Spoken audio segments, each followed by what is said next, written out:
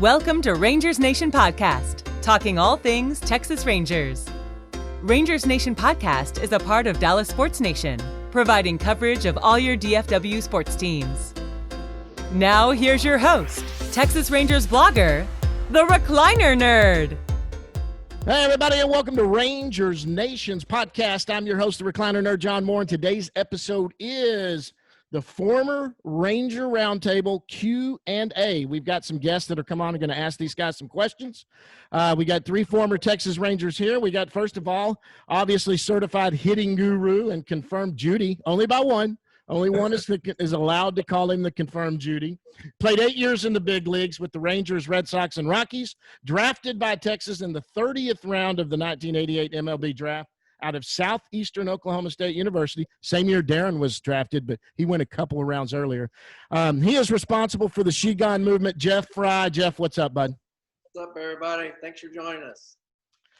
We also have David Hulse. Played 5 years in the big leagues with the Texas Rangers and Milwaukee Brewers. He was drafted in the 13th round of 1990 out of Schreiner University in Kerrville, Texas. Played high school in San Angelo, Texas. He is a certified dugout clearer. He is also point man in the investigation of how Jose Canseco let a ball hit off his head for a home run. He's with us now, David Hulse. David, thanks for joining us, bud. Hello, Heyman. Pleasure to be here.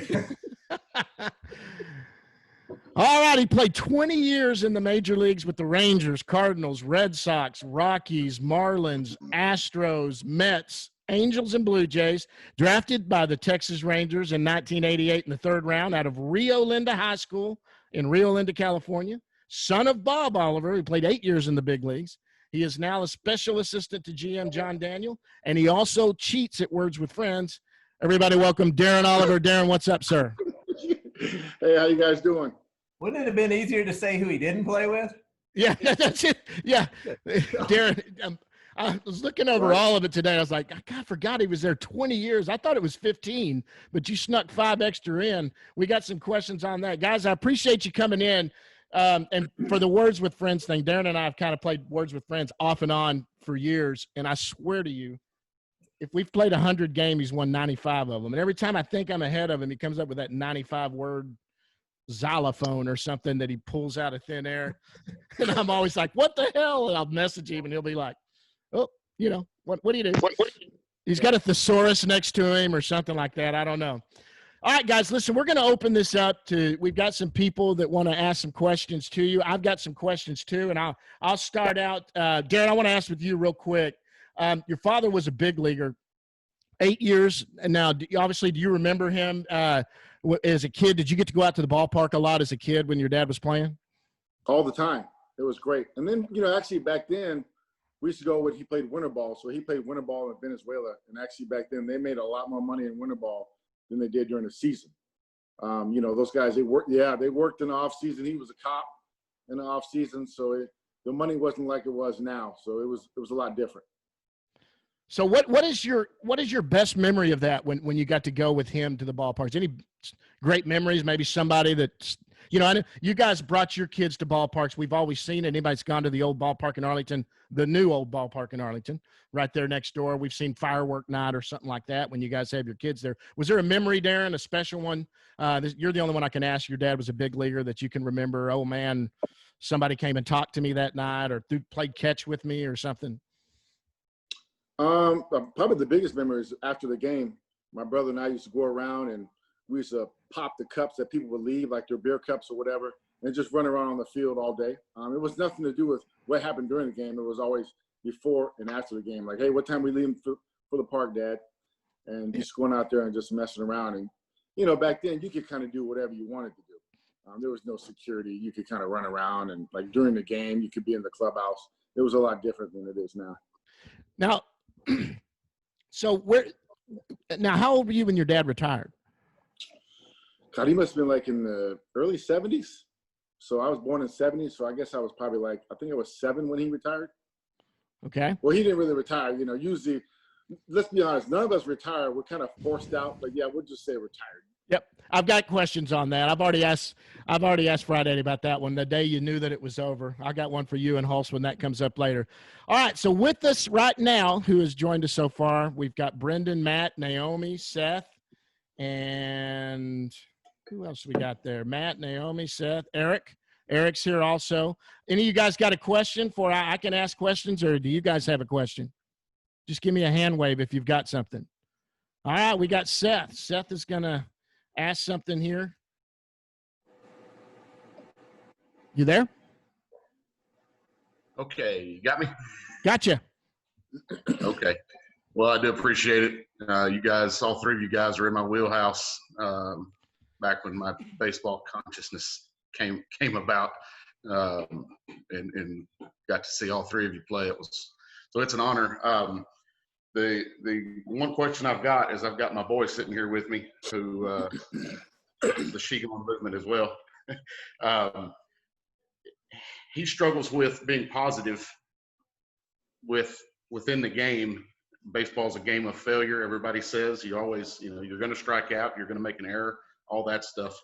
So for former big leaguers like you guys, what are some tips? What are some things that helps you guys stay focused and ignore the negatives and move forward and continue to be successful and stay positive within the game?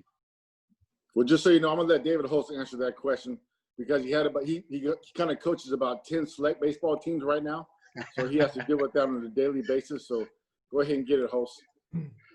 All right. I pretty much tell them the same way I thought it when I played.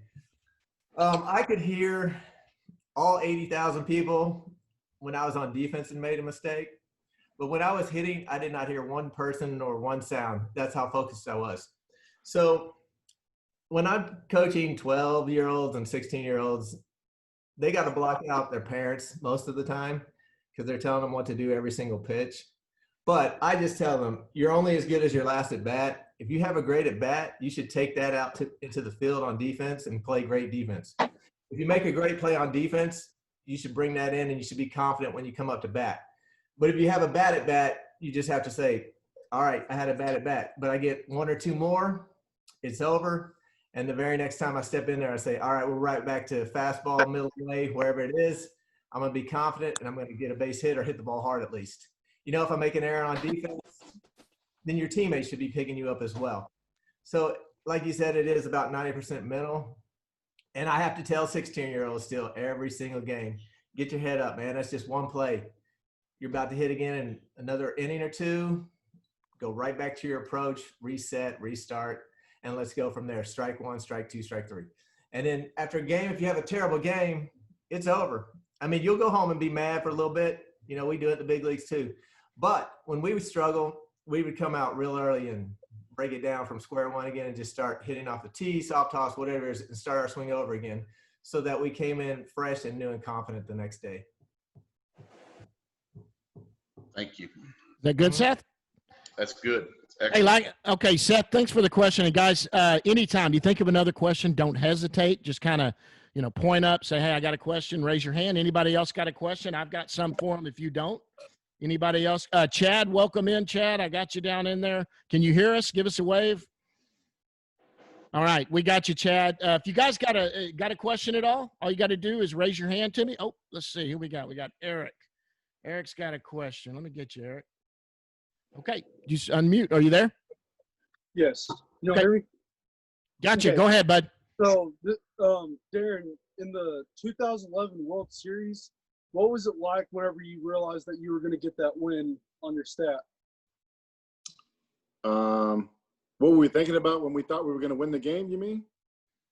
Yeah, I mean specifically for you because it's a World Series game. It's kind of like every child dreams of, especially those who pitch, dream of winning a game in the World Series. So what was that moment like whenever you realized that it was locked down? When you got the win. Oh, when I got a win during the World Series? Yes, that's what he's asking. What was it like? The game that I thought we were going to win. Actually, I really didn't think about the wins and losses until it came to a point where we thought we could have a chance to win the series. You're just trying to get that fourth win any way you can.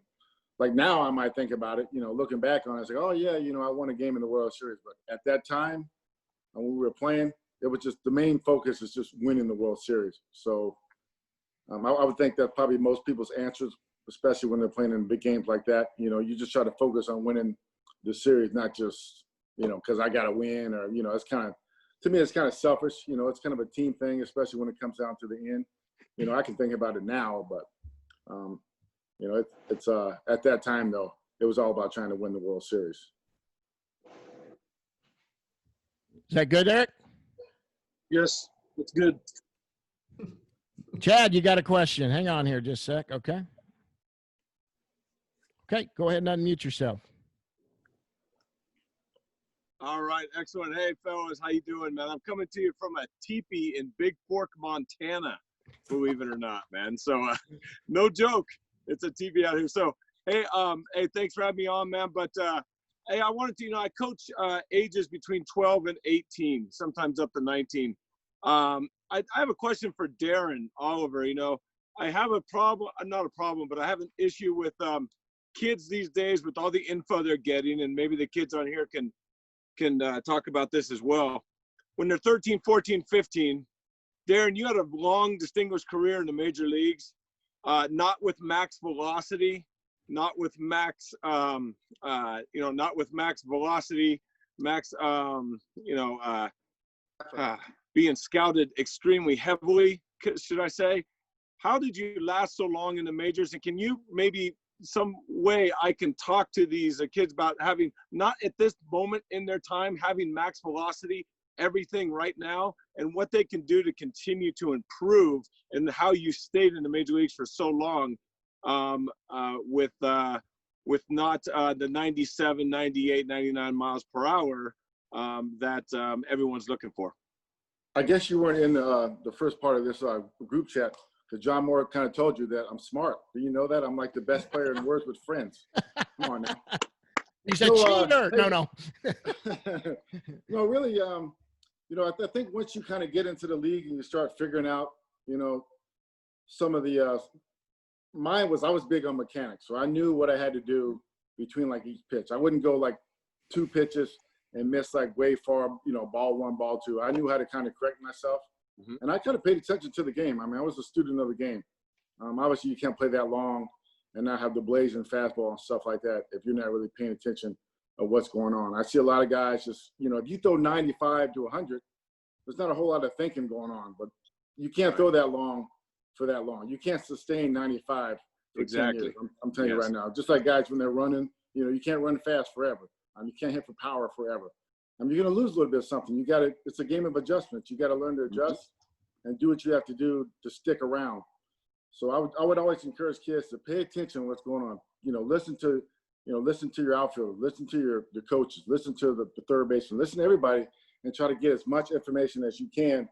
And don't try to just play one position. I mean, I started at the beginning of my career. I ended up coming out of the bullpen. Maybe a guy like Jeff, he might have played shortstop, but he knew how to play second base. He knew how to play third base. He knew how to play the outfield. Right. David was left-handed, so he could play the outfield, but he could hit. Get the bunt down. The little things like that, just to stick around a little bit longer. And, you know, fortunately, it worked out for me. Right on. Thanks, man. Yeah. Both Jeff and David were big power guys, and then they had to adjust after they got here in the power. Jeff, you know, while we got you here, Jeff, tell us about. I mean, this Shigon movement. I know all about it. I've heard about it and watched it unfold. Jeff and I keep in touch a lot and text each other. Kind of tell people. I think there's a misconception out there that you don't like certain coaches. You know, you just got a message out there for some of these parents, and I've seen it. Look, I have a kid that played baseball. He's 13 years old. He quit this year. He never wanted to play select ball, and so that was fine for me. I didn't want to spend the money on it because his passion wasn't there. Select ball, got to have that passion to play, get out there. And if your kid really has passion, absolutely, I think it's great if you're wanting to get something better. But there's not just one person out there that knows the right way. Is that kind of your message? Tell people what this whole Shigon thing was. Well, it's a couple things. It's kind of continuing to change a little bit here and there, but it's just a lot of stuff, in my opinion, that's wrong with the game right now. A lot of stuff being taught to kids that I don't think is going to work for them. as they progress, as they get older, move into college, and teaching one specific way to hit. We all know Hulse played in the big leagues. He hit different than I hit. Darren pitched in the big leagues, and he was a hitter. He hit different than I hit. So everybody's different. And I think there's just so much emphasis on everybody has to do it a certain way. And we all know, having been there, that's not true. That's not true. And a lot of the stuff being taught to kids nowadays, as far as, hit the ball in the air, it's not right, because David and I neither one of us would have played in the big leagues if we tried to hit the ball in the air. We were told not to hit the ball in the air. So I just think everybody's different. If you're a big, strong power guy and you can hit the ball apart, fine, hit the ball in the air. But if you're 5'9", 160 pounds, you better learn to hit line drives and do everything on a baseball field you can do to help your team win a baseball game. And for Shigon is, I think there's too much influx of data and a lot of people in the game who don't really know the game. They're trying to coach and manage and things like that based on data and not strategies like the game when we came up. So there's just a lot of stuff wrong in the game, and I just kind of trying to point it all out right now.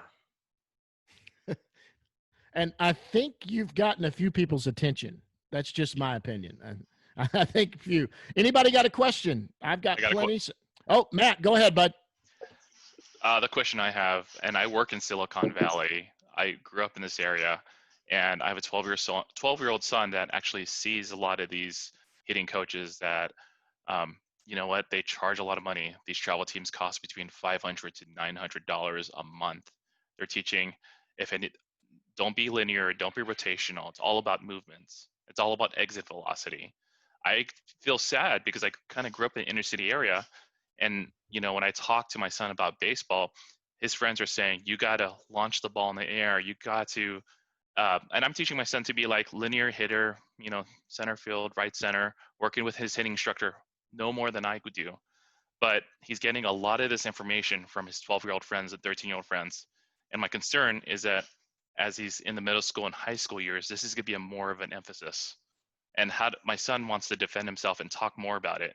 But I'm going in a little bit of a tangent, but just want to get your thoughts for Dave and Jeff. David? Personally, I think it's about gimmicks. There's so many gimmicks. Yeah. Everybody wants to use a gimmick. Just teach them how to hit, bottom line. Okay. All right, you should be able, like as a hitter and as Jeff, as instructors, we can see flaws in hitters and we can try to correct it the right way.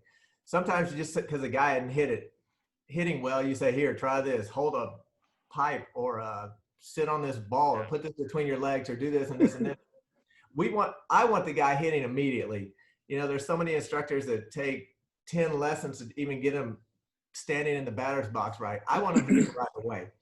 And if you could just think philosophy of just even gap to gap right now. Yeah. Because so many kids now, they think they can hit home runs, and nobody on my 12-year-olds and no one on my 16U team has a home run yet for a full season.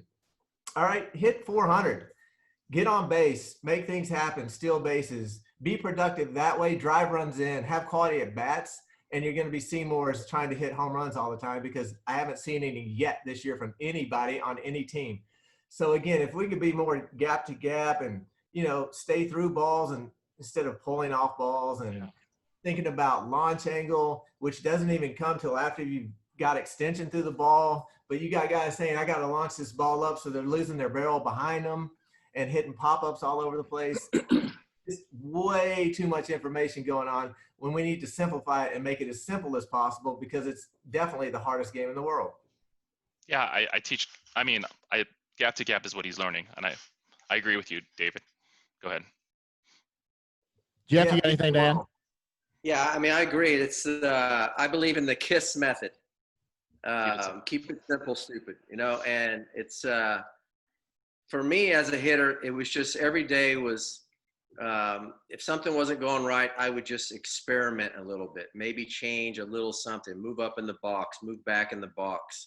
But it's just constantly evolving in the type of hitter you become when you get older. And there's not one way to do it. Your son is how old, you said? 12.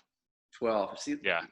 I mean, honestly, I think that's too young to have a hitting instructor. Okay. David, what do you think? He just started last month, by the way. I mean, I see them in there just stealing money with 6, 7, 8-year-olds that can hold a bat upright and hold it with 2 hands and be able to be strong enough to swing it. So the reason I start with 12-year-olds and take them to high school and then come back down is because to me that's the age where I think they're going to learn the most, where I can start teaching them the most, where they can handle instruction that's in depth and as detailed as I need it to be for them to be successful down the road. Yeah, 12 years old is right about the time puberty's hitting. There's changes going on too. So, and I think Darren could talk to that. I mean, I coached for years, coached my kids, did all of that. And coached some select ball years back just by myself for fun. But one of my rules, I didn't have kids back then, is until you were done with puberty, I wouldn't let them throw anything but fastballs. I wasn't going to let them try to, break one off or twist one. I wasn't a pitch. I mean, I was a horrible pitcher, but teaching that was not anything I was going to do anyway, but I didn't want to see them trying it or doing that. They need to develop their arm to do that. Darren, would you say that too? I mean, when did you start throwing anything but fastballs? At what age? Gosh, it must have been like closer to high school, I would think. And, actually back then we played everywhere. I mean, I didn't just only pitch. I played first base and outfield, football, basketball. I didn't play baseball year round like some of these kids do now. Sometimes it's a little much. I mean, for kids to go out there and play baseball 9-10 months out of the year and they don't play anything else. Yeah. I see a lot of guys when they get drafted. I know they play a lot of ball, and then, immediately they get hurt. Tommy John, and then they're wondering why there's so many Tommy Johns, because they're probably logging, 100 innings a year since they're age 10. I mean, that's just too much. Yeah. Well, okay, guys, I've got a question for both of y'all, and we'll start off with Darren, and then we'll go to David. I've asked this to Jeff. Jeff, I want you to touch on it too, and just remind people. In high school, did you play any other sports in high school, Darren? Yeah, I played basketball. Basketball, but not baseball. No football. I played football in the 9th grade, and then I remember I was playing quarterback, and I went back for a pass. Dude popped my elbow right here with his helmet, and I was like, man. I was out for a couple of weeks, and I was like, I was kind of scared of my dad. You don't quit. If you play something, you don't quit. Yeah. I was like, Dad, I don't know, man. I don't know if I really want to play this football. He's like, son, if you don't want to play, you don't have to play. I was like, I'm done.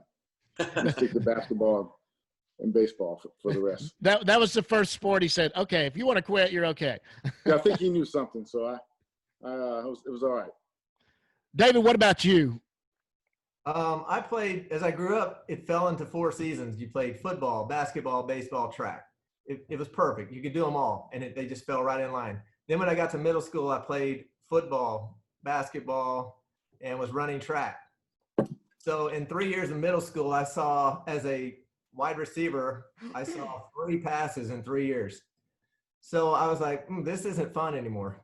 So I didn't want to go to high school and just be a receiver that had to come in and double down on the defensive end blocking the whole time. Yeah. Of course, when the second I got out of high school, they changed it over to passing. So in high school, yeah. But then they wanted me to run track, and they wanted me to do like 10 events. And I was like, no, I want to do this. And so I had to quit that. And so all I did was focus on basketball in high school. And then my senior year, I was like, well, let me go try this baseball thing one more time, because, I wasn't getting any taller. And as a guard, everybody in basketball was getting bigger. So really, until my senior year, did I really start focusing on baseball again. Yeah, you're from San Angelo Central, and what funny story there. Like you said, you went out and blocked a lot.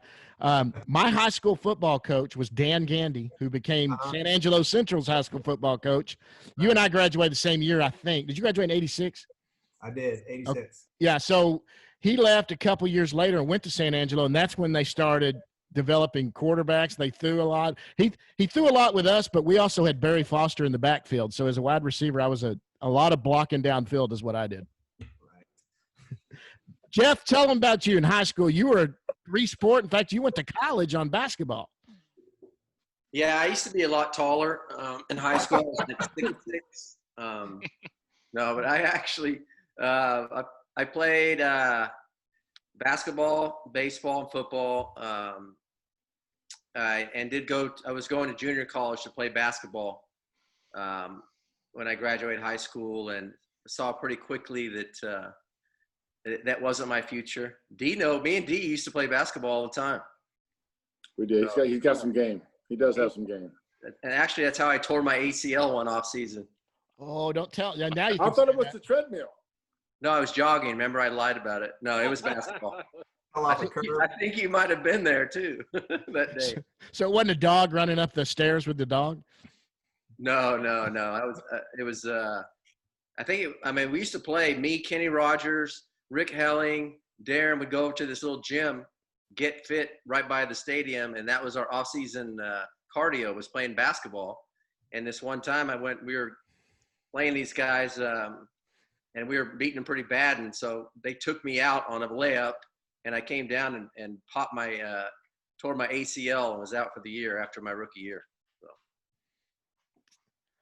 Oh, Jeff, Frito, that's what you see. And because I remember I went up and saw the Rangers play up in Boston that year. You were, and I told you that you were underneath with your leg brace all the way down that's when you were playing with Boston that year. Was that the year you tore it up doing that, or what? How'd you do it that year? That was actually on the baseball field doing pickoffs and first and third pickoffs and rundowns. Just doing drills. Okay. Anybody have a question? Let's go to Brendan. Seth, I know you've got one. Chad, you've got one. We'll come back to you, but let's go to Brendan right now. Hey, how's it going, guys? There you go. What's up, Jeff, Darren? Hey, guys. How you doing, man? Hey. Good. Doing well. Okay, I got a question for you. So, Jeff, Will, 15, wants to go to college down in the States. Yeah. What are some of the biggest hurdles that you guys can think of that he's going to have to overcome in order to go through the grind of college, the scouting process, things like that? I don't think it would be any different than any other kid. You live in Canada, right? Yep. Yeah. You guys get recruited up there to come to the States? As far as I know, yeah. Okay. Well, I don't think there'd be any more different hurdles than kids around here. I think that, just do some of your own work. Don't rely on these showcases to sell your kid, Mm-hmm. Be active, proactive, and, send letters and send videos to college baseball coaches directly to them, that you can get their information, their emails, and say, here's my son. This is what year he is. He's interested in your program, and just be proactive, because I think too many people rely on all these showcases and stuff and pay this outrageous amounts of money to go to these things in hopes that their kids are going to get recruited. And a lot of times it doesn't work out that way, and you waste a lot of money. Right. Okay. Thanks, Jeff. You're welcome. How old's your son, Brendan? He's 15. What's he play? Sure. Third base, first base. He pitches, and he can play the outfield. Really? I've got to ask this, being up in Canada, how long is the season? You guys it's a lot colder up there. You got a smaller window, I would say, right? Well, we actually just had our first practice this morning since COVID. A lot of that's just getting back. But on a normal, without COVID, what is the season like up there? Usually from May to September. May to September? Okay. Yeah. So it's not playing in the cold. What's that? You guys are just a lot tougher than us people down here in the lower 50, man. It's a lot colder. You guys are used to that cold. Yeah, well, this May was great. It would have been an amazing time to get out, but with all the COVID stuff going on, it was impossible. Right. So I always think if your kid's good, they'll see him. He's going to get noticed. If he's good enough, somebody's going to recognize him.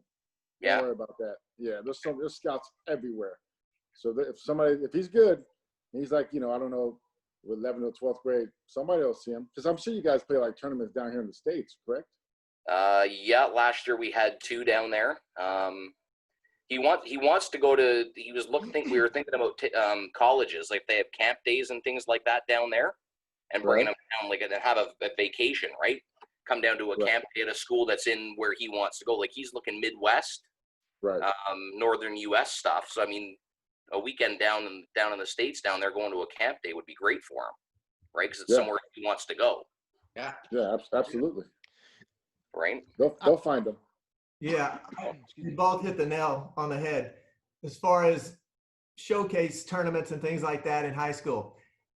If you're playing and there are college coaches there and your kid has a great game, they're going to notice him. They might not be there to see him. They might be there to see someone else. But if they see that, they're like, oh, who's this kid? However, Jeff said it even better. We had a showcase last weekend in Franklin, Texas. And after the game, a coach came up and said, I'm looking for a certain player. And he goes, he didn't have the best game today, but he was interested in coming to my college. He wrote me a letter. That was what struck me the most. He wrote me a letter. People don't do that anymore. Right. Yeah. So he said, I want to go to, say, pick 5 Division I colleges, write them a letter and say you're interested, and then go maybe Division II, and then pick some smaller ones as well, because it doesn't always work out the way you think it's going to, and write them letters so they know that you're interested.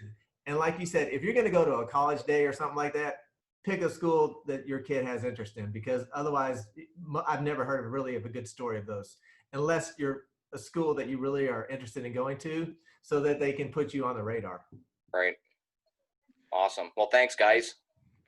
Hey, and I would say this too, Brennan. If you look, you've got Jeff Frye and David Hulse here, who both came from little colleges. Yeah. So I mean, there's ways that if he even gets into a smaller college, that if you stand out somewhere, like Darren said, you're going to get noticed somewhere. You know. So junior college or yes. JUCO. Well, all 3 of us didn't go to I didn't even go to college, so. And these guys didn't go to big colleges, so it doesn't matter, man. They'll find you. It was all right. It was 2 weeks until the fall season started from my senior year to college, and I didn't have a school to go to at all. And my next door neighbor was a football coach at Angelo State, which is in San Angelo, where I'm from. And he says, hey, I know a baseball coach in Corsicana. Let me call him. We're friends. So he called him, and the guy said, well, he can come walk on. And that's how my career started right there. I had to go walk on to a college I've never heard of, never been to, 2 weeks before the school started. And then while I was sitting on the bench, you just waited, and someone made a boo-boo, and you got your chance, and I made the most of it. And from that point on, the only reason I made it to the big leagues is because people weren't coming to watch me. They were going to watch people like University of Texas, who we played, or TCU, or A&M, or we playing these big colleges. And I would have great games there, and that's how I got on the radar. They were like going there to see Clemens, but all of a sudden David Hulse is 3 for 4 against the University of Texas. It gets you on the radar. So there's a way. There's always a way, and they'll find you if you're good enough. All right. Awesome. All right. I think who had another one? Seth, did you have another one? Let me get you out of here. Just unmute yourself there, bud. So a ballpark question for all 3 of you guys. You all played multiple teams, multiple places. 2 I'm most interested in.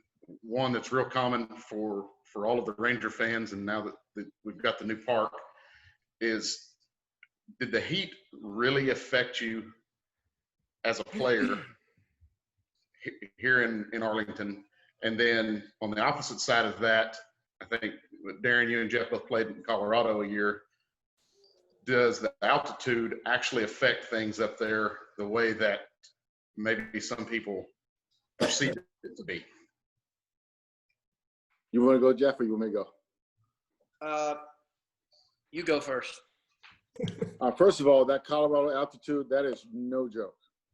So whatever you do, what it was when we worked out, you only did like 50% of what you would do at sea level because your body doesn't bounce back. You don't get enough oxygen.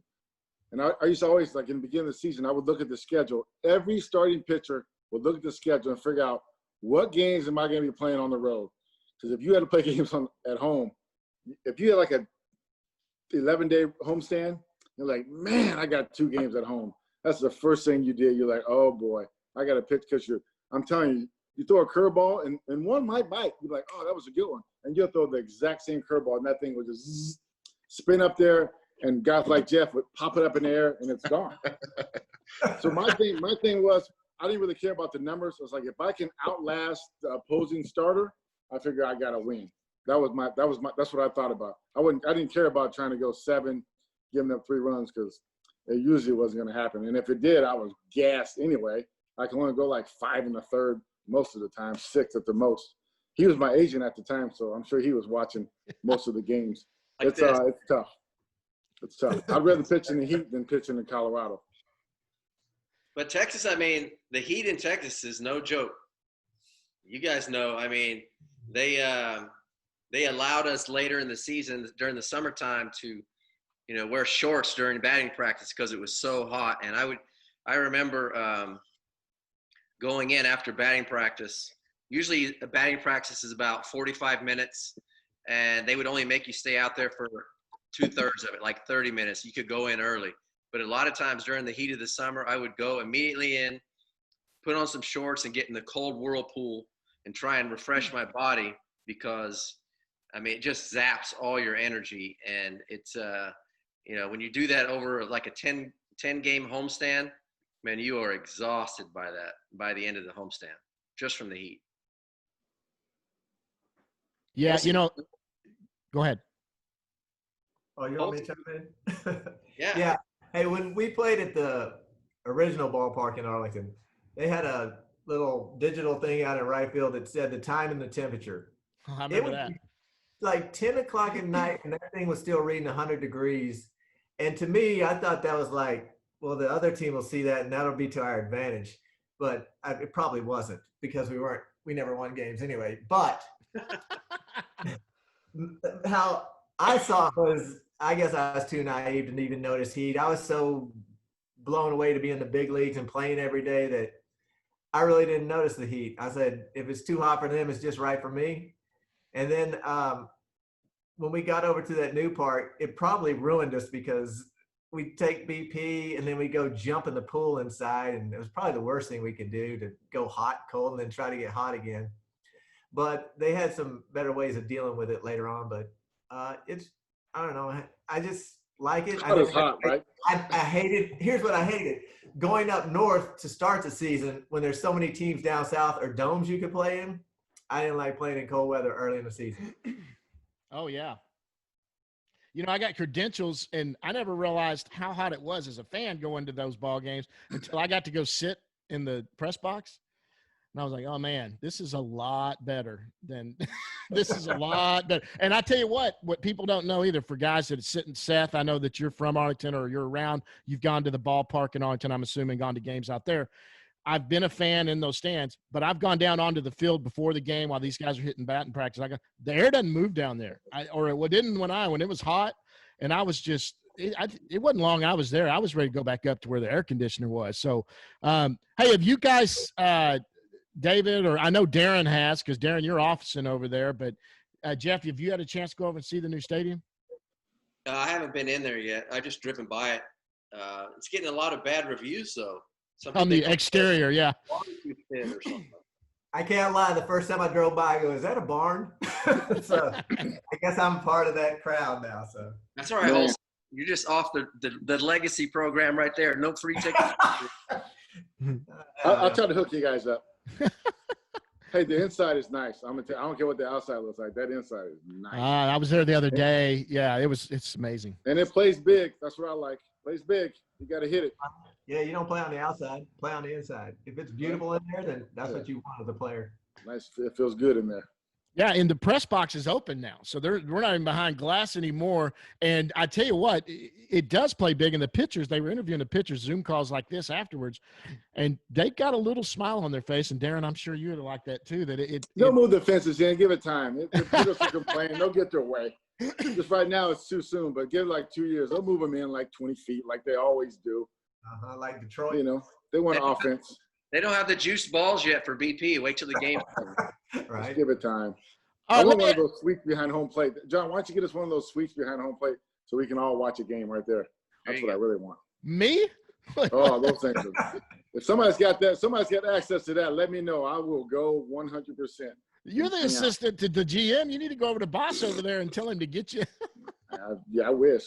Shoot. Okay, Darren, I'm going to ask a question real quick, guys. We'll come back. I know Chad's got a question here in a second. Hey, Darren, did you just pitch in high school, or did you play any other positions? No, I played outfield. Played outfield too? Yes. Now, do you bat left-handed? I bat right-handed. I golf right-handed, bat right-handed. Okay. I'm all messed up. Now, another question I wanted to ask you. Now, we know I had a question for David about Shriner in Kerrville, where he ended up at going there. Darren, you were drafted in the 3rd round. I'm assuming you were being recruited. Was there anybody you were probably going to sign with? Did you I know you had scholarship offers. Where did you think you were going if you weren't drafted high enough? Oh, I was going to UNLV. UNLV? You were already committed, so you knew where you were going. Yeah. A lot. Did you have a lot? It didn't take long for me to commit there. Trust me. As soon as we landed, hey, what do I sign? And then it was all she wrote. Now, did you know? Was UNLV? Was anybody looking at you from outfield, or was everybody looking at you as a pitcher? So they said they were going to let me hit. That's what they said. But they always say that. It probably would have changed quickly. Did the Rangers, or did they say no? You're a pitcher.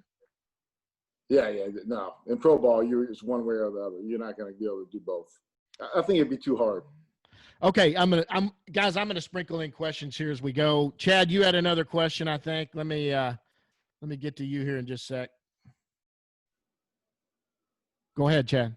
All right. Hey, guys. Hey, Chad Masippo here. Hey, this message is for Jeff, man. I go by the handle Choochcast on Twitter, man. I had to take some time off from Twitter for the simple fact that but I'm intrigued with the She Gone movement, my man. I'm tired myself of all the analytics, and I think there's a blend involved, but I think it's got out of control, man. How do you filter out through the noise, and where do you see She Gone evolving? I know I came late to the call a little bit, sorry, but what kind of feedback are you getting from prominent players other than what we have in front of us today? Well, like Darren said earlier, that a lot of people are paying attention to it, and I think I think everybody, unless you're involved in the showcase circuit, or if you're one of these instructors teaching what I consider nonsense kids, everybody I think believes that there is some problems in the game, and especially at the amateur level, and that parents are getting overcharged, and kids, like Darren said, kids are being abused on the field. They're not being allowed to develop. They're being used too much and having injuries. And I just think there's just so many things that need correcting. And if I can help in any way to, expose some of these things and maybe get some change going on, then that's really what I'm trying to do. I mean, it's not like my new business is She Gone. I'm just trying to help kids learn the right fundamentals so they have a chance to play this game at the level that we did, because we all know how rewarding it is if you make it that far. Yeah, I see a lot of that in the youth level, man. What what you're talking about, and injuries, Tommy John surgeries at age 14. It's really getting back to not just basics, but getting back to common sense, man, seems to me of growing the game. And I think, I don't know if you guys can speak to this real quick, if I could just add in, man. I'm kind of worried about the game. I love the game. I grew up playing it, man. I go overseas to watch it. I go to the Dominican a lot, man. Go to Dominican Summer League games, Winter League games, to see baseball in the raw. What do you guys see about the direction of the game is going, man? And, it's with today's society of it being more of a now society, man, is baseball, I'm kind of worried about the future of the game and the excitement level with the youth. Maybe you guys can expand on that a little bit. Well, that's a tough question right there. Yeah. I still think it'll be fine. I know they're always trying to do different things. I know this year they're going to start with, since they only have 60 games, with a guy on second base. It's an extra inning game. They might try to experiment, this year with some stuff. So I guess we'll kind of see how, these next couple of months go. But, it'll all come back to how it used to be. But every sport kind of evolves, just like football and basketball with the offense. I think it's just it's kind of basically what people want to see. The old school guys like us, we want it to be like it was 20 years ago. But those days, they're gone, man. You can forget about that. It's just a little different times. Right on. Appreciate it. I think baseball could do a better job of marketing itself. We've got some really flashy players that are good that I'd like to see, and And, it's not just about what I would like to see, and Jeff, that you're kind of on board too. Maybe it's not attractive to other people. I love a pitcher's duel. I think that's fantastic, but I like small ball. I'm a big fan of home runs. Don't get me wrong, but I love it moving a runner over. I love that kind of stuff. And you don't see that as much. I think that 10th inning there's going to be a lot more guys learning how to bunt, especially if you're the home team and you only need one run to win it. Maybe Joey Gallo, they were talking to him yesterday, and I was on that Zoom call, and he was like, hey, more than hit, I know I'm a power guy, but he goes, I want to win. And if they need me to lay down a bunt and everybody's going to shift on me with a guy at second, he goes, I'll lay it down. Now, I hope no one listens to this and knows what he's going to do. But either way, that might be fun in the 10th inning to see that. Eric? I'm not looking forward to it. Are you, Hulsey? No, see, I was thinking when we came up, it was a totally different type of ball game, and then it has evolved. There were times when I had to bunt once a game for a hit, and give up that at bat. They said, you will work on bunting for a hit once a game. And then as a leadoff hitter, they would say, you will take the first pitch. You will take. Mm-hmm. And then you will show bunt to bring the third baseman in, and then you'll shoot a ball into left field and get on, because the people behind me are Gonzalez, Canseco, Palmero, Rodriguez. My job was to get on back then. So my whole game was small ball. Now, I got hurt a lot, and the game started evolving. I wish I had been able to stay healthy when the time started changing where you could just go up there and hit, because I worked a lot on hitting for power, and it just became a different game. I never got to experience that. However, when it comes time to win a ball game, they'll be laying down bunts. Now, I'm telling kids right now at 12 through high school, right now we're playing showcases. I'm going, you will not bunt. You will show people you can hit, but if we need to win this game late, you will bunt. It will be a sacrifice bunt right into the grass, whatever you have to do to move that runner over. So I want the players to hit, because the college coaches aren't there right now to see them bunt, sack bunt early in the game. All right, when it's 0-0 in the second inning. That's old school to me, but now I've evolved a little with that too. Unless we need a win late, it's about you showcasing your talents. Go ahead and swing the bat. Eric, you got a question? Yeah. So throughout your whole entire careers, who was the player or teammate coach that uplifted the team and made everyone play better on a daily basis? Did y'all hear that? I did. Yeah. Baseball is such a different type of sport. It's not like football, rah. I know most of the time I didn't really need a whole lot of somebody to tell me, what you have to do that day. Because you play so many games, 162 games, man. So you can't be up for every game. It's physically and mentally impossible. So, maybe some guys needed that, but I think once you're in the big leagues and you're trying to win a ball game, I don't think you need somebody to tell you how important the game is that day. But everybody's different. I didn't really need that, but maybe Jeff and David did. No, the last thing you needed was someone else telling you what to do, how to prepare. If you weren't ready for the game, you didn't need someone telling you. The office was going to let you know when they were getting rid of you and releasing you.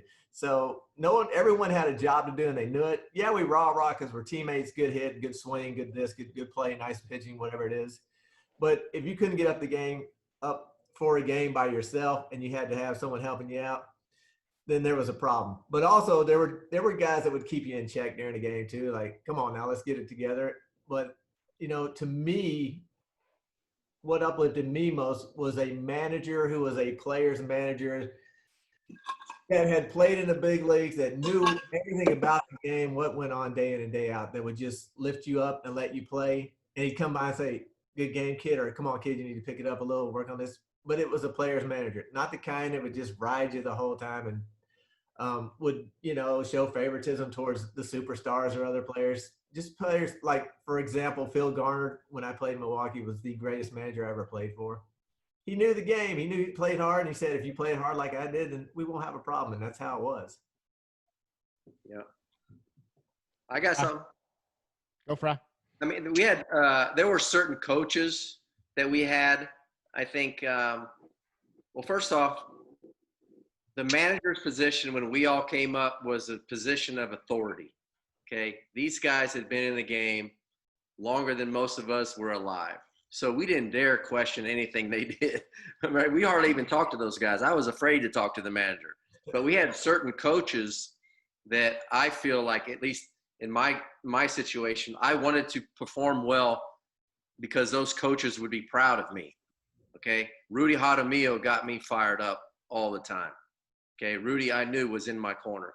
Perry Hill, another guy. You knew that if you made a good play and you came back to the dugout, you knew what you were getting from Perry Hill, right?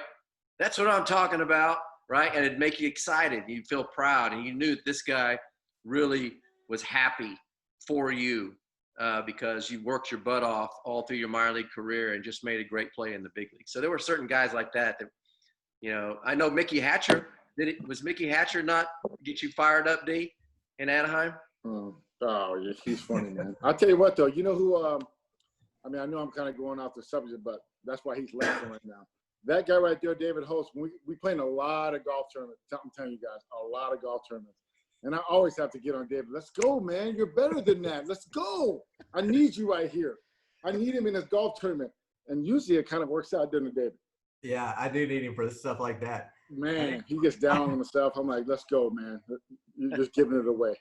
Because there's too many times where I'm going to have to, you got to pick your boy up every now and then. Golf or whatever. Sometimes I got to get right on his back and piggyback for like 9 holes, but that's the way it works. Were you three on the – how many years did you three play on the same team? A lot. I play with Jeff more than I play with David. Yeah. Yeah, David. I think so. Me and Jeff were like 2 seasons, 92 and 3, 4.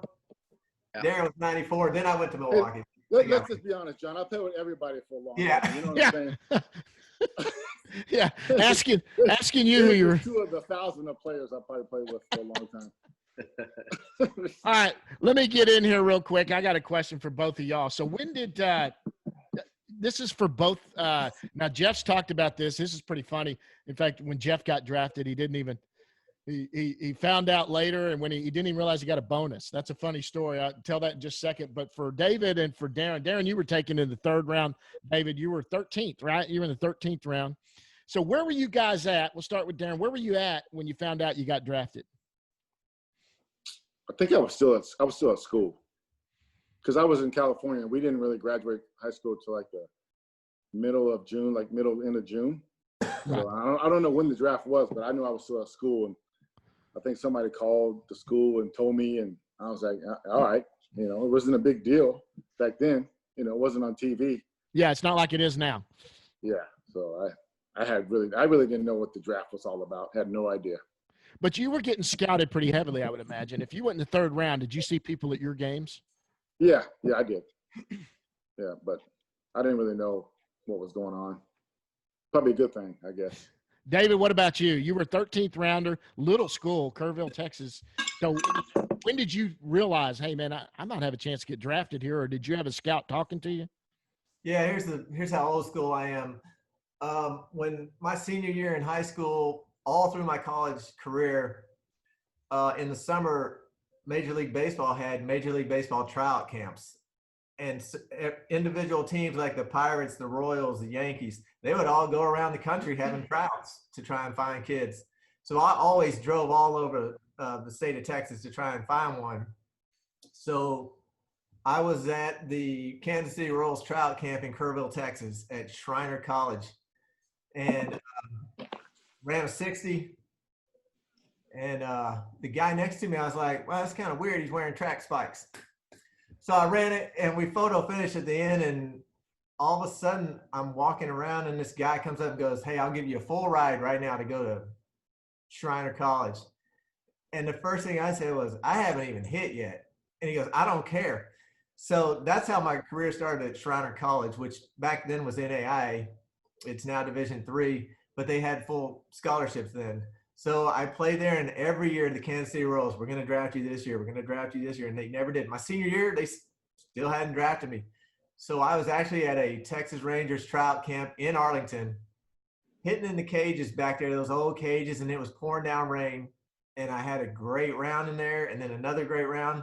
and someone come up and said, tomorrow we're going to draft you. So it must have been the day before or whatever round 13th is, whatever day that is. And yeah, sure enough, the next day they called me and said, get ready, we'll call you and make it official. You're going to be 13th round playing for the Texas Rangers. And then the next day, some guy drove to my house from wherever he was from, and we signed that contract, and I got that huge $700 signing bonus. Jeff, what was yours, 1,000 or? 2,000. Oh, well, he was big time. 30th round. Yeah, I'm gonna lie. It was probably 1,200, but I had a way better agent than David.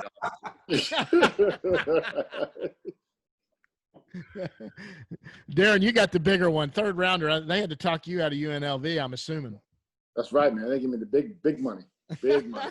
Too. Was it about 50 grand, D? Yeah, You got 105. like yeah, I wish. Oh, you did? No, in 88? Heck no. They were giving out 100 grand back then.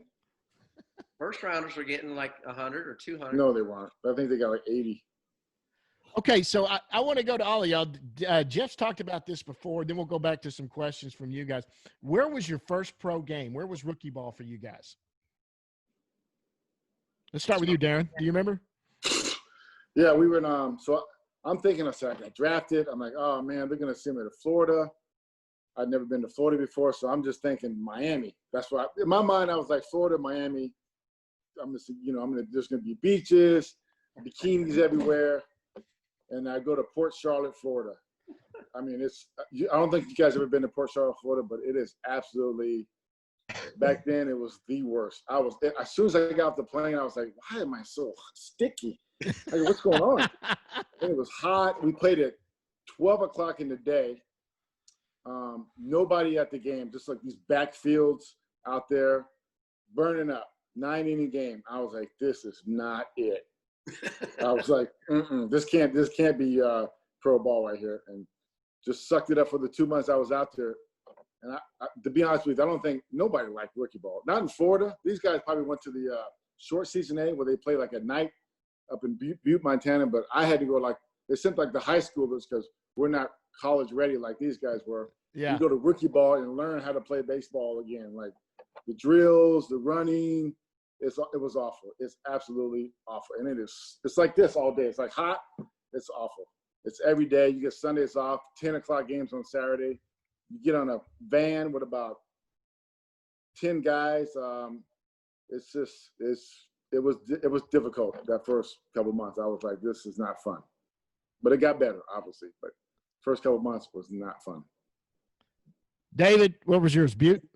Yeah, it was coming from Shriner. Anywhere was better. So I hopped on a plane and flew to Butte, Montana. Stayed at, Montana Tech? Some college. We stayed in their dorms and walked down a hill to play in the stadium. And the thing to me was those bus rides were awful.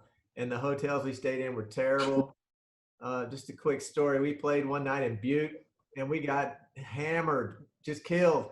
So we get on the bus and we have to drive to Medicine Hat for a night game. And it was, I don't know, 12-hour trip. I don't know. We're in a bus back then. So we make that trip. We don't even go to the hotel. We drive straight to the field. And at the time, Bump Wills was the manager. Oh, my God. We get out. We start running laps.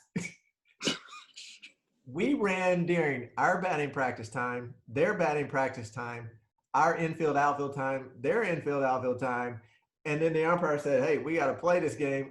And then he said, all right, let's stop running and go play. And we just got destroyed again. But I'm like, this is the minor leagues? It wasn't even this bad in college or high school for that matter. So that's how I started my career. Jeff, you were up in Butte, right? I remember you saying something about that. Yeah, we called it Butt, not Butte. Yeah.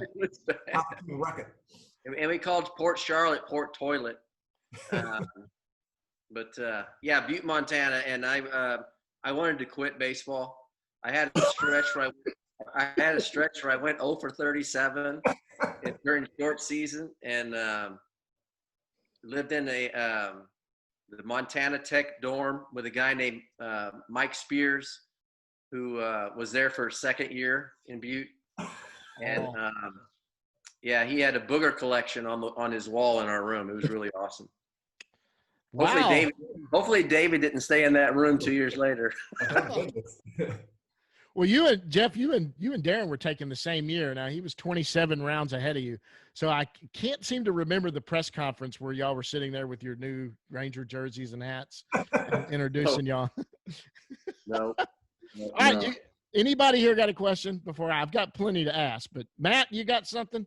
All right, Matt. So, as a father of 2 sons, and baseball's such a grind, as well as other sports, and how do you raise a mentally healthy and strong, player? Just any advice that you have. And my thought process is, play different sports, and obviously faith is also important. But just want to get your thoughts for Jeff, David, and Darren. I'll go.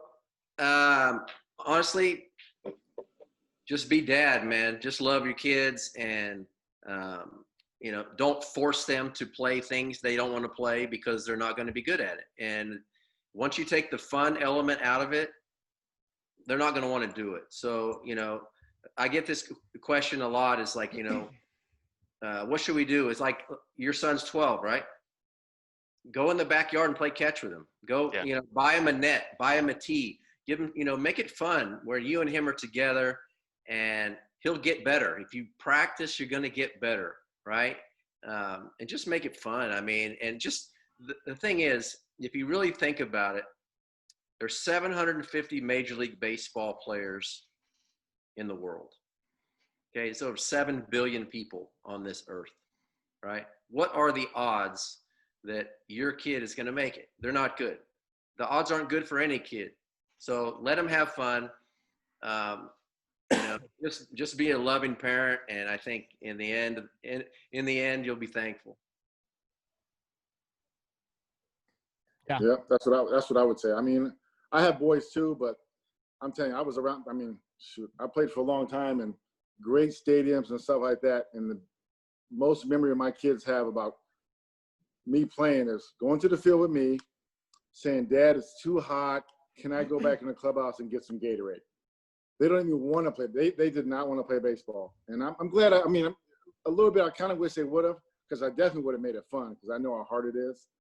But they, if I had to do all over again, I mean, between the ages of like 12 and let's say 18, before they go off to college, I mean, they're gonna remember having fun, going on those road trips, with you for an hour, stopping at some random place to get something to eat with their dad or their mom. Because really, in the end, that's all that really matters. And, if they're blessed and they're good enough to go a little bit further, that's when it's going to get tough. But like right now, this is like the fun and the easy part. I wish I could go back and play Little League baseball again, because I remember how much fun it was. And when you start playing pro ball, man, it's a little different. It's fun, but it's a different kind of fun. It's business, and it's a grind, and it's not like it was when you're playing Little League and select ball and all that stuff. Yeah, my son checked out at about 9 or 10 with baseball. So that's the first thing I said, go find something you're good at, and that's what you're going to play. And he went to soccer and went and played college soccer at Wheaton College. And my daughter played soccer too. And it wasn't about the games, because I went to the games to watch, but I spent every second with them away from the field, showing them the approach and the mentality and the physical, what you got to do to be ready to be a good top soccer player. So we'd go to the track, we'd kick the ball, we did everything together in the off season. Even my daughter, up until this year, it's her senior year, and I finally get to retire from off season soccer.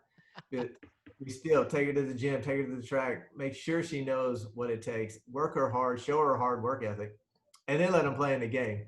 I'm hard on my 12-year-old teams, because they're just a bunch of hoodlums, and they're having, they can't stay in the game all that long. Hour and a half's a long time for 12-year-olds sometimes. I'm harder on them. The 16-year-olds, they're in high school, man, I can go in the dugout, make the lineup, and sit back and watch them play.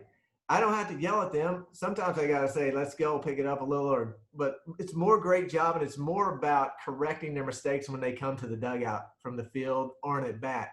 That's all I have to do there, and that's my job there. It's just the 12s a little more, but nobody wants to fail. And so they're getting beat down enough by their parents, both parents, moms, dads, coaches. they're not there to fail. So they need more encouragement, I think, and more like I treat the high schoolers where they can just go out and play, and it's more about correction afterwards. Yeah, I've coached my own kids, and I coached select when it was first starting. So this 25 years ago, I really kind of coached select. And I mean, I'm not a pro athlete to say this, but what I can tell you is what I learned doing that. This is a game. It's fun to play and all of that. And you got to have the guys that succeed at this, 99% of the guys that succeed and become pro athletes love it. I mean, they love the game and they want to get better and do that. But I had kids I coached in select, and their parents, I would tell you as a parent, be careful what you do. Let your coaches coach them, but don't put all your hopes and dreams into your kid. Let them go enjoy. I had a couple kids that were good athletes who did not enjoy playing, and their dads were just total you-know-whats. And I had to send them aside and tell their dads, I'm going to sit them on the bench. They won't even pay attention to me. They're looking at you. They're not even looking at me. And I'll tell you now, they never played high school ball. They were 12, 13 when we did that. Man, let your kid love the game. That would be my advice. Let them love the game. Don't force them to play the game. Like David said, find something you like. They like soccer. I mean, I would love for my kids to be baseball players. Hey, they played a little bit. They didn't like it. What am I going to do? I mean, I've got a kid in theater. He loves that. Go have fun. My other son likes to run track and play football. So that's what we do. All right. Anybody else got something? I've got some questions here to go, but anybody else want to ask something? What did you get out of your What? Popped out of the tent? Yeah. Chad's he's been moving back and forth. Go ahead, Chad. All right, cool. Hey, man, that advice of just having fun is fantastic, man. I love to hear that because that's where it's at. And, I was going to ask something else, but you know what, man? Let's have a fun question, man. Darren, and this is for all you guys, man. Darren, who's your favorite guy to face, man? Like you knew when you were on the mound, when he came up, I got him, man. And same with Jeff and Dave, man, when you couldn't wait to get in the box against a pitcher during your career, man. Who'd you love to face or who'd you love to hit against? Well, it's kind of hard to say who I like to face. There was guys that I had success against. Yeah. There was a lot of guys that had good success against me. Jason Giambi, he absolutely owned me. If you ever looked up his numbers, it was ridiculous. Ken Griffey Jr., I kind of had pretty good success against him, and I didn't really like to say it out loud because, when you start saying stuff like that, he'll get you. But he knew it, though. And at the latter part of our careers, in the last couple of years, we would joke about it a lot. It was kind of fun. Right on. Usually, though, it just, there's really no rhyme or reason why you like to face a guy or vice versa. It's just, when you get done looking at your career, you can laugh about it. But during the grind, though, you definitely don't want to say anything because it will come back to bite you in the butt. Yeah, right on. Can I say something? Yeah, go ahead. Jeff, you and David both. I know David agrees with me that we didn't like pitchers.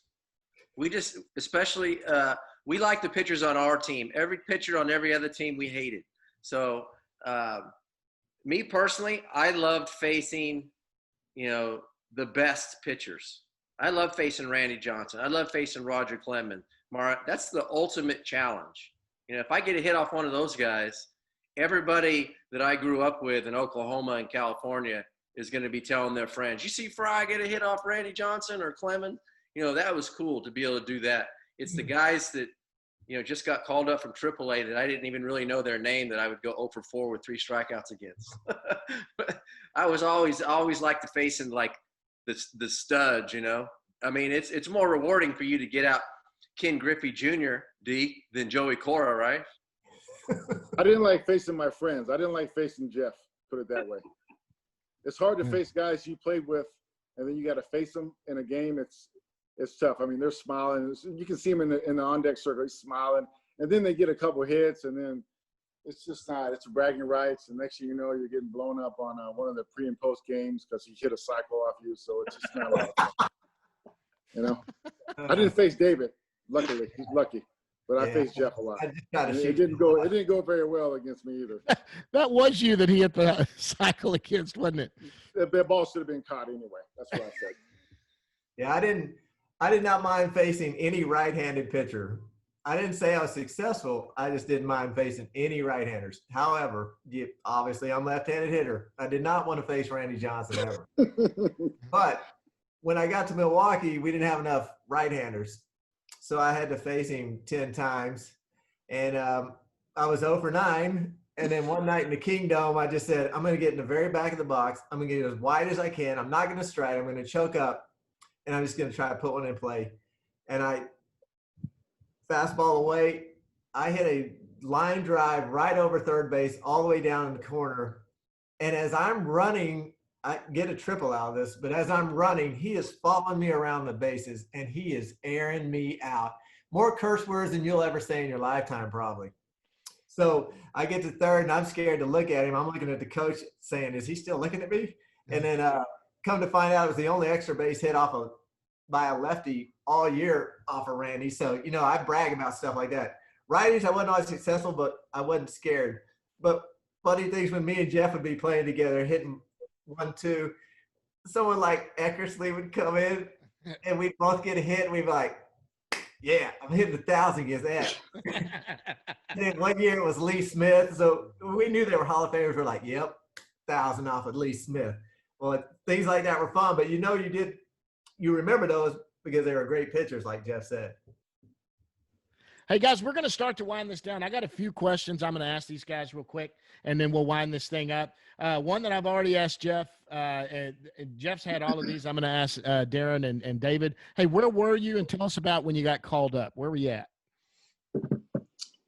I was in Tulsa, Oklahoma with the AA team, and the big league team was playing in Boston, 1993. And I actually had to get into the game. I don't know how. I don't know why. I was scared to death. Threw the first pitch against the backstop. These guys are probably up there, and they were probably up there like another year or two before me.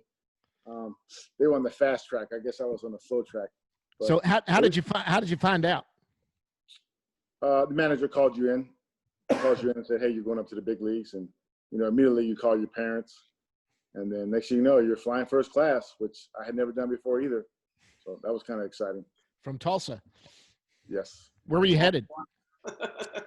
They were in Boston. The team was in Boston. They were on the road. Okay. David, what about you? I know you were playing in Midland, weren't you? Yeah, well, I was in Tulsa and was just on fire. And they called me up, and I flew to Camden in Baltimore. And so I get dressed, and I go out there, and I sit the whole game, and it starts raining and this and that. And Pudge gets hurt at the end of that game.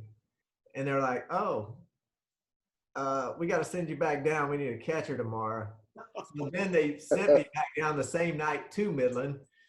So then I was playing the series in Midland, and they said, all right, you're getting called back up. So I met them in Minnesota. And so my first gig was there in Minnesota, and I was starting that very first game hitting. It wasn't leadoff at the time, but hey, first pitch I ever saw, hit a line drive right up the middle past Willie Banks' ear. And then it was history. I got worse ever since. Every other game after that, I just kept getting worse. Well, it's funny you said that, because the reason I knew it was Midland is I've got an uncle who's a big Ranger fan who lives in Hobbs, New Mexico. And when Tulsa would come to town, or Frisco now, he would always try to get over and catch the team. And he watched you play. He said, it was wild. He said, you were playing center field the night before, and the next night you were in Minnesota. And he goes, I was watching Hulse last night in Midland. And yeah. So he tells me that story all the time. He's seen a few of them that way. So I knew you were in Midland when that happened. Let me ask you about let's see here. Both of you guys, and Jeff, yours is pretty funny too. You've talked about it already. You were leading off with Nolan Ryan, leading off or batting second, and you ended up going 3 for 4. Hulse, what'd you do first? Did you get a hit your first game? First pitch I saw, line drive up the middle. Line drive up the middle. Darren, what about you? Did you strike them out or somebody bomb on you? No, I threw the first pitch against the screen in Boston, Fenway.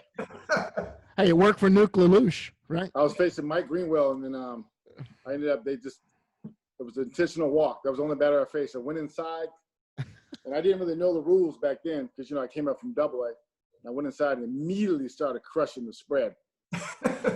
And this guy named Butch Davis comes in and goes, hey, man, you can't be in there eating up all the food. I was like, hey, I didn't know I was hungry.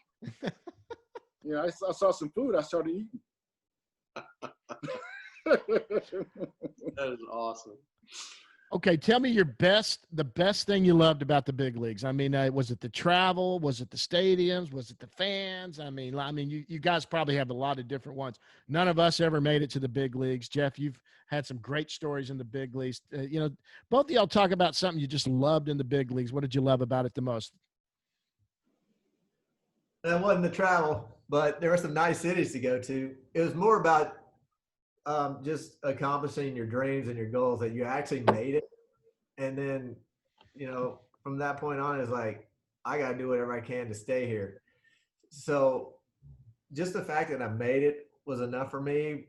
And then, but there were some awesome stadiums you wanted to go and play in, like Yankee Stadium and Fenway and some of the old ones that you would see as a kid on TV. And that was pretty exciting. But then the city life around when you had downtime was pretty fun too. So a lot of good memories. I mean, I'd like to say it was all those good games I had, but there weren't that many. So just the fact that I made it. Hey, let me tell you what. You're gonna go with that, David? Yeah, that's all I got. You're not gonna give him the real answer. I'm gonna give you guys the real answer, but this time I'm gonna play it.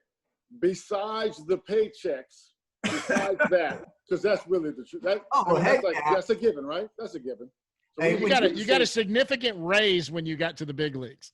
So besides the paycheck, mine was just the friendship.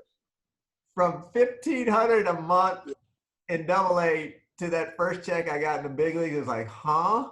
When you're done playing the game like we are, when you're done playing and you don't get those paychecks anymore, you're like, dang. Yeah. Like, at the time you're not thinking about it, but when you're playing, you're like, well, damn, like it was nice. Not gonna lie. It's even worse when you get paid on the plane and then some other dude comes and show you his with about 7 or 8 zeros on it behind it. You're like, I mean, because you figure everybody else cares. Like when you saw Pat Mahomes' contract, you're like, damn, like, let's be honest. I was like, woo, that's a lot of money. Yeah. Yeah. And any job. So, Darren, what was your best pitch? I mean, I always think the best pitch was a good located fastball. Did you throw a 2-seam and a 4-seam, or just one of the? I do a little bit of everything, John. Let's be honest now. Hey, 20 years, you mixed it up. Yes, I can throw it all. Whatever you want, I can throw it.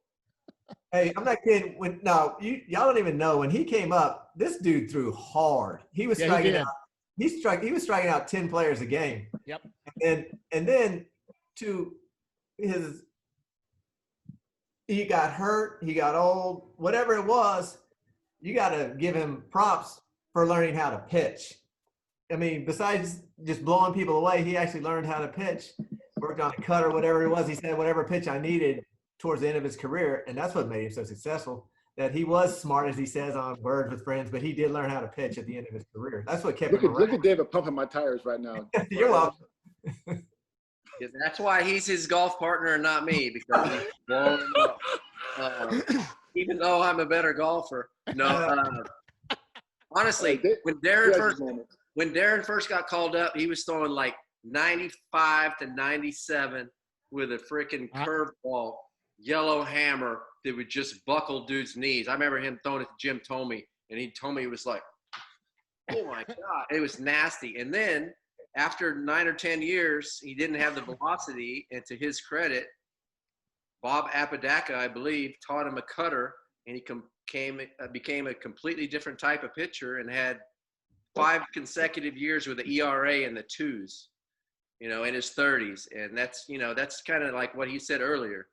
You have to adapt. You have to, if you can't hit the ball out anymore, you got to find a way to succeed. And the guys who played as long as he did that. I don't think a lot of people know, Jeff, that just a little so I had Scott Boras for a long time as an agent. So then once I fired him, Jeff was my agent for 10 years. I knew that. How about that? Yeah. A lot of people don't know that, but how about that? Your buddy's your agent. We had a good run, didn't we, Jeff? We did, man. We did. But yeah, he loved it when you played 10 more years after he became. Yeah, he did like that. I got a Yeah, couple. I stick mean, the figures out of first them. year I became an agent, I have a big leaguer as a client. That's kind of hard to do. I was just lucky, you know. Yeah. All right, I got a couple for you, David, real quick, and then we're going to end it with when you knew it was over. But we've got to ask you about the the funny things about David Hulse that everyone sees on the YouTube videos that are viral. First of all, it was your rookie year when you got called up that year, the 4 foul balls that you hit into that dugout. Tell us about that. What was going on? I mean, you're laughing at about the 4th time you did it, but if y'all haven't seen this video, he cleared a dugout after 4 straight foul balls went into that corner. Tell us about that. See, I told y'all I wasn't any good. Anyways, so yeah, it's the night game before the day game to end the season in Anaheim or California, whatever it was back then. Yeah. So I come up to bat and facing this reliever named Joe Gray. He throws a fastball in, it saws me off, and I hit a line drive foul ball into the third base dugout where the Angels were, right in the corner, and there were 2 guys sitting down there. One guy named Rob Ducey, and one was a security guard. And it rattles in there, and they had these like fiberglass dugout the back of them were like fiberglass, so you could hear it thud and rattle around. And it was like, oh man, that was tough. So the security guard grabs a towel. He's like, no more. So the very next pitch, same spot, and security guard and the trainer was down there too, the head trainer at the time. He's still waving the towel. Rob Ducey's cuddled up in a little ball with a glove now in the corner. And the trainer said, no, I've had enough. And he walks completely up the aisle towards the clubhouse. And so they're like, all right, there's no way it happens again. But Rob Ducey stays down there with the glove curled up. Sure enough, bang, another one in there. And he's like, nah, I'm out. And so everyone at this point has moved to the far end of the dugout, right where the tunnel goes up into the clubhouse. And it's all exciting and laughing, and everybody's having a good time. And they're like, even someone on the TV says something. There's no way. Yeah, they say something about it. Yeah, sure enough, bang, another one in there, and the crowd just erupts. Everybody's that pretty much did it. So I'm still trying to hit, and I hit a ground ball to short, and I run it out and I'm out. It's probably the first time I've ever gotten like a standing ovation in an away ballpark. But the thing people didn't see, the next day, Bert Blyleven was pitching his last game ever, Hall of Famer. So I'm leading off. I'm always serious because I'm a rookie and I don't want to show people up. And I'm digging in, and the catcher goes, I'm all ready. And the catcher goes, man, can you step out for a minute, relax? And I go, what? And he goes, look in our dugout. There was no one in their dugout except a guy in full catcher's gear. and so then I look out. I still can't show this guy. He's Hall of Famer. I look out, and finally Blyleven's laughing, so I kind of I can lighten up for a minute. But people never saw that part of it, and to me, that was one of the funniest things. That's great story. I'm glad that I got you on here to hear that. That's funny. But the story everyone wants to hear also is you were the closest person to Jose Canseco when he decided to play soccer for a second and head the ball over the fence. You were tracking it. Was there any point where you thought you might have a chance, or were you just there to like you're supposed to come in maybe for cutoff? Tell us what you saw from the time the ball left the bat. You were laughing on film. That's hysterical because he had no clue, did he? No, he didn't have a clue. But as the first responder, I'll give you my 2 cents worth. No, it's a routine fly ball that any outfielder should make from 12 to 40. I don't care what age you are. So I'm just, there just in case, just running over because that's what you do. You run over to the vicinity and say, hey, nice catch. And I saw it hit off and I go, oh my. And I started laughing. First, I as a rookie, I wanted to give him the benefit of the doubt. And I said, did that hit you on the head? And you can see in the video, it goes, no, it went off my glove. And that's when I really fell out. And I try to turn around and laugh, but I forget I'm in the big leagues and there's cameras everywhere. So I get busted laughing. But just the 27th anniversary wasn't too long ago. So Norm Hitchcock was doing the call that night. Yep. They had me on the ticket, and he was talking about it too, and he had his famous little line of doink or boink or whatever it was. Yeah.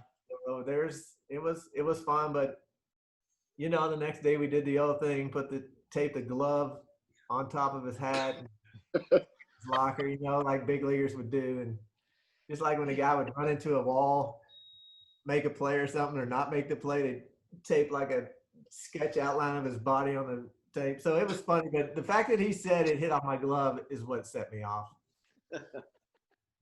Hey, Jeff, did you talk to Darren after the cycle game? I mean, you, we probably had went to lunch that day. Who knows? I think we did go to lunch, but I don't know if it was that day, but we did hang out. or the next day. I mean, that's a little bit. You talking about giving somebody give them some hell on the golf course or whatever. No, because I realized that like the 2 hits I got off Darren should have both been caught. So So he's finally going to admit that. He didn't admit that on TV. I had to go meet with Darren and say, here, give this money to Ricky Leday. Right. But I think Oh, that was the pop-up to right that ended up being a triple, right? that was not a pop-up. Look at the box score. It's a triple. I have the box score here. He played it like Canseco. Yeah, and Canseco was a great hitter, but he wasn't a good outfielder. And his nickname in the outfield was Shaky. He was shaky out there. Yeah, thank you, Billy Ripken. Yeah. Hey, I didn't think I felt that though, Jeff. In center field, I got Juan Gonzalez and Jose Canseco on either side of me. It's pretty much just go get it and hope you don't run into one of them. Oh my God. David, you have from here to here. Yeah. We're going to give them a little bit on the edge. You've got That's the funny. rest of it. So, guys, Darren, you played 20 years. I mean, and you ended the season at the end of the year. So, I mean, did you just know, when was it that you knew it was over? I mean, you didn't come back. I knew it was over a couple years before that, but they just kept calling. I asked Jeff on that one. I think I was, if it was funny, I'll tell you a quick little story. So I was at Universal Studios, Disney World, doing the Disney World thing in the off season. Jeff was calling me, and I was like, he said, "Hey man, this is what they're offering." I said, I go, "This is what I want. I want this, this, and this." And so he calls them back, and they're like, "Nope, you can't do it." I said, "All right, don't worry about it then." And 5 minutes later, Jeff, they said, "Deal is done." I was like, "Uh-oh, I got to go to Toronto for 2 years now." Swear to God. Was I not done, Jeff? I was done. Oh yeah, he's like, just ask him for $7 million. I was like, all right, I'll ask him. He's probably gonna say no. And then I call back. It was terrible too because he's at Universal Studios and I'm like trying to get a deal done. I call him. He's like, "I can't talk, man. It's hands free in California. I want to get a ticket." And he hung up. And I'm like, what are you doing? I'm trying to get you $7 million. He's trying to get a hold of me because about the deal. I'm like, "Man, I don't have time for that right now, man." Yeah, Come on, it's a small world after all. I'm on the one-on-one, man. It's backed up. I can't be on the phone right now. Then I'm like on the phone with Alex Anthropoulos. He's like, "Yeah, all right, we'll do $7 million. We'll just structure as part of a 2-year deal." I was like, "All right, Darren." He's like, "Man, I can't talk right now." I was like, "Oh my goodness." Yeah. What about you, David? That's a sad story. Darren knows too well. Yeah, I saw him get hurt. I saw it. I was like, Yeah, we were playing a day game after a night game in Milwaukee, and we were playing the Rangers. And unfortunately, Pudge has the day games off after a night game because I might have still been able to play a long time because Pudge doesn't block the plate. Well, in this day game, Dave Valley was catching, and Dave Valley did block the plate. He's old school. I just came in to pinch run. It's just ridiculous. I sat the whole game, and they said, "Go pinch run at third." So the play was, sometimes when you're third, you said you're going on ground ball contact. Yeah. All right. So I took off, and they hit it to first. And I swear I was around him. I tried to go all the way around and just slide by and touch home plate with my hand. Well, unfortunately, and I slid head first. But unfortunately, my arm went between Dave Valley's leg, and I kept going, but my arm didn't. And then he planted a tag on me, and his knee hit me right here and put my humerus right about there. Oh, my gosh. So I tried to get up, and I couldn't because now my arm was a different length. And 3 doctors jumped out of the stands before I got up. They already saw it. They already knew. Might have heard it. Cut my jersey off, literally sat holding pressure, pulling my arm. Would seem like 10 to 20 minutes, and it wouldn't release because all my muscles had contracted. And they finally did, and that was pretty much the end because when I went to Birmingham, Dr. Andrews sat down and he goes, "Here's what we're going to do. We're going to get this where you can play catch with your kid one day." And I was like, "You got me kidding me. I'm 28. I'm about to have a free agency year. I'm in my prime. I'm playing this next season." He goes, "All right, we'll see." And so it didn't work out.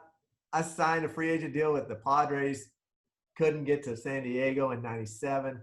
signed with someone in 98, couldn't get there, and finally had my arm good enough to just throw. Let's not say good, but signed on with this independent league. It was the Atlantic League that had just started in 98.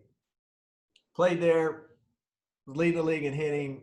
Red Sox called me up at the end of the year for AAA. Play there, hit 340. Good. Okay. Next season, I go to St. Louis. So now I'm at St. Louis in spring training with Darren, and break my ankle. So I break my ankle there in spring training. I missed a lot of that season. So I go play in Memphis, and I hit 330, 340 again. Don't get called up. So I go, I'm going to try one more year. And I'm with the Braves down in Orlando at Wide World of Sports. Hit a ground ball. I'm running. Just something pops, throws me over the base. I look down, one of my hamstring tendons had ruptured and rolled up the back of my leg. So that's when I knew it was over, because speed was my game, and it took a year to recover from that one. I was like, yeah, that's all. Never really retired. It just injuries kicked me out of the game. Don't slide head first in the home plate. That's all I can say. Everybody knows that. Hey guys, look, we've been on here an hour and a half, and I appreciate everybody coming on. I want to thank everybody for coming on here. We're going to wind this thing down. We'll try to maybe get together again. Darren, Dave, I'd love to have y'all on, just y'all one time. We'll just talk long times in baseball. To Seth, Brendan, Matt, Chad, Eric, thanks for joining us. I know Naomi was there earlier. Special thanks to Darren Oliver, Jeff Frye, David Hulse for coming on here and talking to you guys. I really appreciate it. Like I say at the end of everything I write, or at the end of every one of these, nerd out. Thanks, guys.